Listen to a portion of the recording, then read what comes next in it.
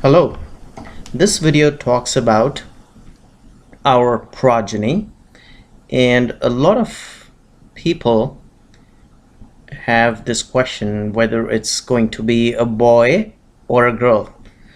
Not that it matters in today's day and age, but it's just out of curiosity, and sometimes people want to balance their families. If they already have a boy, they want a girl, or if they already have a girl, they want a boy, so that the family is kind of balanced. The pleasure a parent can derive out of a boy, he would want that. Okay, well, why not a girl this time? So sage Parashara and other sages and other Vedic scriptures have mentioned uh, a lot of combinations about the progeny, and whether it is going to be a boy and girl. As a general rule, as we have discussed in our earlier videos, a, a male planet and the male planet's effect on the fifth house means that the person will have a boy, and a female planet's effect on the fifth house, which is the house of children, means that the person has a possibility of having a girl. Now, the effect of a male planet or effect of a female planet would mean whether the Rashi or the zodiac sign is a male zodiac sign or a female zodiac sign. Like, for example, Cancer is not a male zodiac sign, it's a female zodiac sign. And a zodiac sign of, say, for example, Scorpio, that is a male zodiac sign. Also, the planetary effects. What are male planets? Mars is a male planet, Jupiter is a male planet, and the female planets are Venus and Moon. Not that these grahas are female or male, but the energies which these grahas or planets carry with them are male or female. So it could be either ways. The Rashi, which occupies the fifth house, or the planets which occupy the fifth house, or the aspects which the planets give on the fifth house, or even sometimes Rashis give aspects as well, which of course we'll discuss in our future videos, because Jaimini Rishi has talked about the aspect of Rashis as well, along with planets, and also it affects the fifth house if it's aspected by a male planet or if it's aspected by a female planet. Some planets are neither male or female, and they would be categorized under Saturn, Mercury. So when that doesn't mean that the child born will be either not male or female, but it could be either ways. It could be a male or a female, depending on what the strength of the male planet is, or what the strength of the male planet is, what influences more on the fifth house. So a lot of factors have to be taken into determining the sex of the child. But Vedic astrology is a very funny thing. If it happens, a lot of astrologers can say, oh, well, it happens because we didn't realize that this planet is a male planet and it was influencing the fifth house. And if it doesn't happen, they'll say, it didn't happen because this planet, which is a female planet, is influencing the fifth house. So they can swing it either ways. That's the thing about Vedic astrology, or any astrology, that it cannot be 100% accurate. But as a general rule, the male planets and the male zodiac signs influencing the fifth house will determine the sex of the child. Generally, Saturn and Rahu in the fifth would give daughters. That has been described in the scriptures as well. And Jupiter's influence on the fifth house gives sons. Now, Jupiter is a karaka of sun, and when Jupiter sits in the fifth house, generally it has been observed that it gives sons. Now there's another theory about Vedic astrology, is that if a karaka or the significator of the fifth house sits in the fifth house, or a significator or a karaka of any house sits in that house of which it's the significator of, it destroys that house. So theoretically, Jupiter, which is the karaka of the fifth house, and the karaka of a male child, if it sits in the fifth house of children, should not give a son. But in practice, or in the real world, as we have observed, that Jupiter sitting in the fifth house does give sons. So there's a little disagreement between various astrologers, and like I said, that astrology is not 100% accurate, but we try to make it accurate as much as possible based on whatever knowledge we have from the scriptures and whatever we see in the practical world when we read the charts. So Jupiter, theoretically, since it's a karaka of a son, sitting in the fifth house, which is the Putra Bhava, or the house of children, should not give a son, because it is a karaka and it's sitting in the house of children, so it should not be giving a son. However, it should be destroying that house and should not give a son. But in real world situations, we have seen that yes, Jupiter sitting in the fifth house does give a son. Jupiter's influence on the fifth house definitely gives a son. There's no second opinion about that. The scriptures describe that as well, as we have seen that in the real world situation. Another thing which most of the scriptures agree on is that malefics in the fifth denies sons. And by malefics, we would definitely mean Saturn, Rahu, Mars.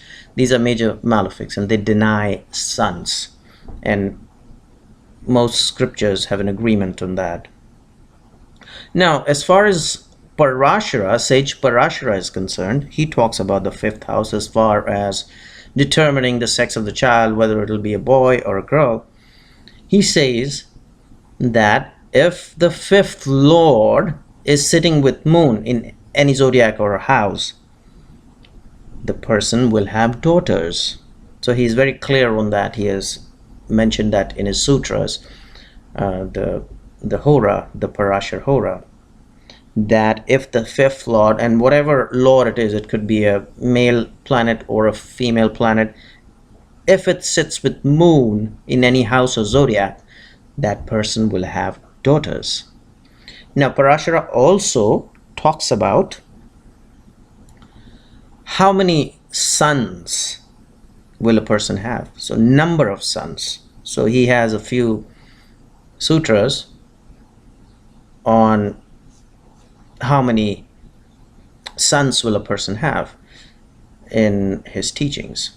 And he says that there will be 10 sons if the fourth house and sixth house are occupied by malefics, while the fifth lord is in deep exaltation and it is joining the Lagna lord. So he says that a person will have 10 sons if the fourth house and sixth house are not great because they are occupied by malefics. So the fifth house sits right in between the fourth and the sixth. He says that if both sides are occupied, both sides of the fifth house are occupied by malefics, while the fifth lord is in deep exaltation and it is sitting with the Lagna lord, then the person will have 10 sons. Now there's a slight contradiction here, because according to this sutra or this teaching, the fifth house is occupied by malefics on both the sides, and this is called a Pap Kartari Yoga, meaning that malefics on both sides of that house, and it destroys that house. So theoretically speaking, one should not have sons. But no, Parashara has mentioned there will be 10 sons. So this is a good yoga which he's talking about. So we have to go into detail and study charts. Now, in the practical world, you will not see 10 sons. In today's world especially, maybe thousands of years ago, this made sense. But still, he says that there is a yoga of getting a son. So one may not have 10 sons, but definitely he may have a couple of sons, or maybe 3 sons, or a number of sons. But this yoga, according to him, should work because it is mentioned in his teachings, Parashara's teachings. Then he talks about 9 will be the number of sons if Jupiter is in deep exaltation. So he talks about Jupiter, and there is no second opinion about this in any scripture, that Jupiter is a putra karaka, or a giver of the sun. And this is what exactly Parashara is saying, that the number of sons will be 9 if Jupiter is in deep exaltation and Rahu is sitting with the second lord, second house's lord, and the 9th house is occupied by its own lord, meaning that the lord of the 9th house is sitting in its own house, or its own sign, because it will be sitting in the 9th. 9th is sitting in the 9th. So this is a little complicated here. The number of sons will be 9 if Jupiter is in deep exaltation and Rahu is sitting with the second lord, and the 9th house is occupied by its own lord. So 9th house is sitting in its own house. Now again, in today's day and age, 9 does not make sense, but definitely this yoga means that a person will have a possibility of having many sons. So one may have a couple of sons or whatever. Like I had mentioned thousands of years ago, 9 made sense, but in today's world, this is a very powerful yoga as far as getting sons is concerned. Then he says that there will be 8 sons if Jupiter is sitting in the 5th. So he is very clear on that, that yes, Jupiter sitting in the 5th is a putra karaka, or the 9th house, and the 5th lord is very strong, and the second lord is in the 10th house. So he says this is another combination which, or another yoga which sage Parashara has mentioned, that there will be 8 sons if Jupiter is sitting in the 5th. So he's clear about Jupiter sitting in the 6th is a putra karaka, or giver of the sons, as compared to what we had discussed earlier, that if a karaka sits in its own house, it destroys the house. But no, Parashara says that yes, if Jupiter is sitting in the 5th, he will have 8 sons. Or if Jupiter is not sitting in the 5th, if it is sitting in the 9th house, also he will have 8 sons. And the condition along with this is that the 5th lord is strong and the second lord is in the 10th house. So there's a possibility of 8 sons. But again, I'm mentioning here again that today's world and day and age, we do not expect one to have 8 sons. But this means, this teaching or this shloka from his teachings mean that a person will have a possibility of having a lot of sons. And if we look at it carefully, even if one of those conditions are not satisfied, if either one of those conditions are satisfied, then of course this means to us that yes, this is a good combination of having sons. He may not have 8 sons, but he will have sons. So Jupiter in 5th definitely provides sons. Jupiter in 9th definitely provides sons. The 5th lord, which is, if it is strong, does provide sons. And the second lord, if it is in the 10th house, does provide sons. But he has combined all these and said, okay, fine, there will be 8 sons if all these conditions are fulfilled. So we have to use our intelligence also when we read charts as to what will be the condition. Now another teaching of Parashara is, or another shloka of Parashara is, that in case Saturn is sitting in the 9th house, while the 5th lord is in the 5th house itself, it will give 7 sons. So of course 7 sons also would not make sense in today's day and age, but this means that person will have a possibility of having sons if the Saturn is sitting in the ninth house and the fifth house lord is sitting in the fifth itself. So that's a very good combination of having sons, and we can see that people with this combination will have sons. They may have daughters also, but they will have sons. This is a good yoga to have sons. Again, he says that if the fifth lord is sitting in the fifth house conjunct with the second house's lord, then also there will be a birth of 7 sons.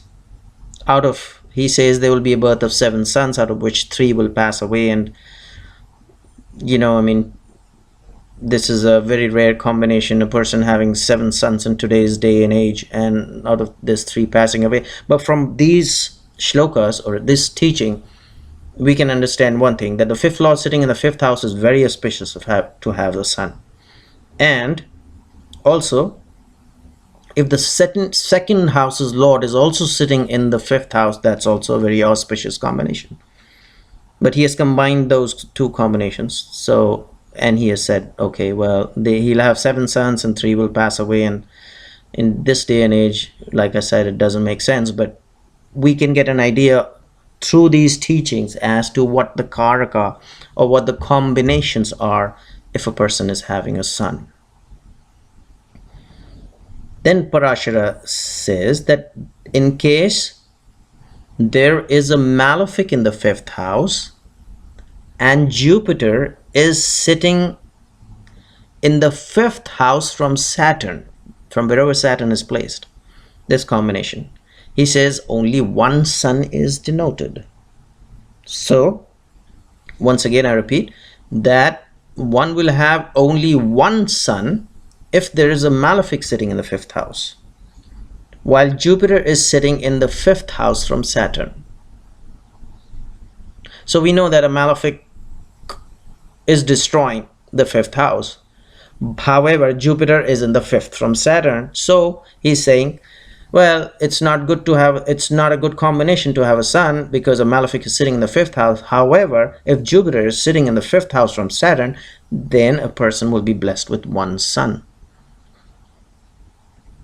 So similarly, other sages have also mentioned certain combinations, like Jaimini has mentioned a combination. Jaimini is another rishi or sage who is considered to be a master of Vedic astrology, and he had appeared a few thousands of years ago as well.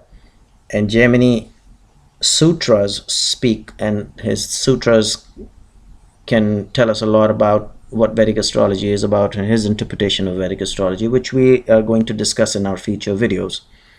However, one of the things as far as a son or a boy or a girl is concerned, he mentioned here in one of his sutras, Jaimini says that there will be only 1 son if moon is in the fifth. Others will be daughters. So he says, okay, well, moon is a female planet, so the fifth house is influenced by a female planet, so there will be daughters. However, there will be 1 son if moon is sitting in the fifth house. That is according to the Jaimini sutras. Now, we also have to determine the sex of a child, whether it's going to be a male or female, from the divisional charts. And we have not discussed divisional charts so far.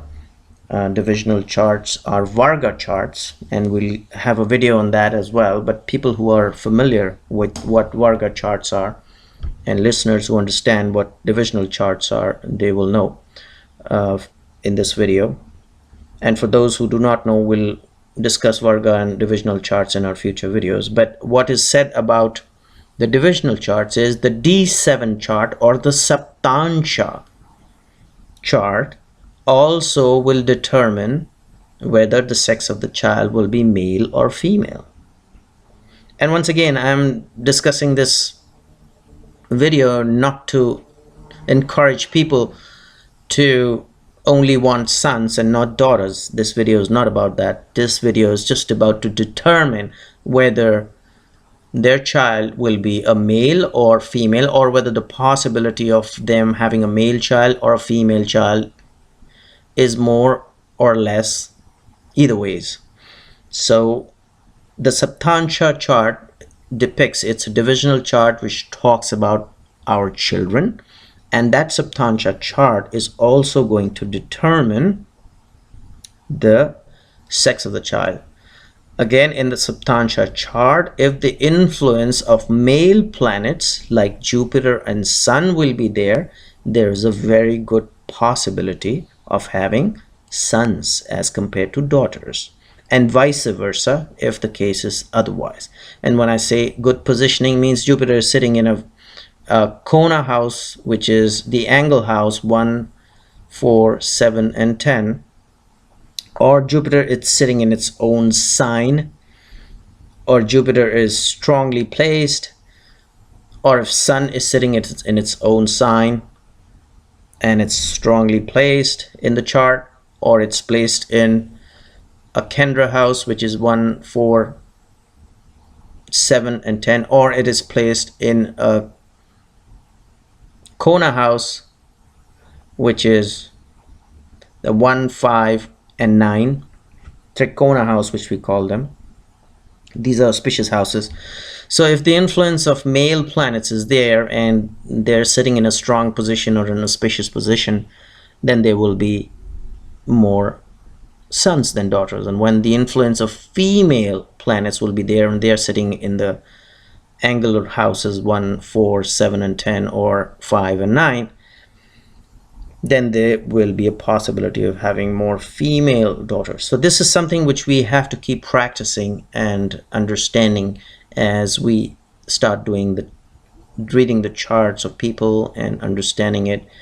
But friends, do not get influenced by those astrologers. And astrology is a very funny science that way, that you can explain it either ways. Well, this happened because of this, and this does not happen because of this. So if somebody gets a son, there will be an easy explanation. Okay, well, you got a son because although your main chart does not describe a son or has a good yoga for a son, but your Saptansha D7 chart is giving a good yoga.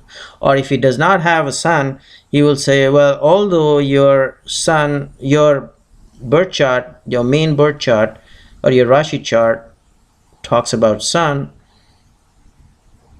you did not have that possibility in your D7 chart. So astrologers can explain it either ways, and it's very easy for them. But for our own purpose, we have to study the scriptures very carefully. We have to see what the sages have said, and then we have to put and apply those sayings or those teachings in our day-to-day readings of the charts. Thank you.